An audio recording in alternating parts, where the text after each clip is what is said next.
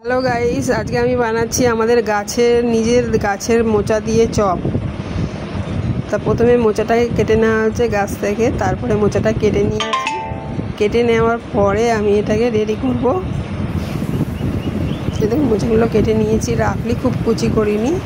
তারপরে সিদ্ধ করে নিয়েছি কেটে, তারপরে ওর মধ্যে কাঁচা লঙ্কাও দিয়ে দিয়েছি। কড়াতে তেল দিয়ে এবার মোচাগুলো দিয়ে দিলাম। তারপরে এক এক করে সব কিছু মশলা দিয়ে দেবো। প্রথমে আলু সিদ্ধটা দিয়ে দিচ্ছি একটুখানি ভালো মতন, চপটা যাতে গড়া যায় সেই জন্য। এটাকে বাইন্ডিংয়ের জন্য আলু দিয়ে দিয়েছি প্রথমে সিদ্ধ করে। তারপরে একে একে সব মশলাগুলো দিয়ে দেবো। প্রথমে বাদাম ভেজে একটুখানি দিয়ে দিয়েছি। মোচার চপের মধ্যে বাদাম দিলে বেশ ভালোই লাগে খেতে। তারপরে জিরে, ধনে, মৌরি, ছোটো এলাচ, লবঙ্গ, দারচিনি সব গুঁড়ো করে একসঙ্গে ভেজে গুঁড়ো করে দিয়েছি। তার মধ্যে একটুখানি গরম মশলা দিয়েছি সানরাইসের। তারপরে ভালোভাবে এটা মিক্সড করে মোচার আকার করে বিস্কুটের গুঁড়ো দিয়ে সেভ করে নিয়েছি। তারপরে ডুবো তেলে ভেজে নিয়েছি।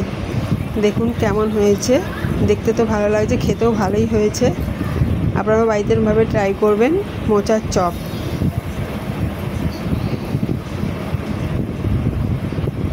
দেখতে খুবই সুন্দর হয়েছে, দেখুন কেমন সুন্দর।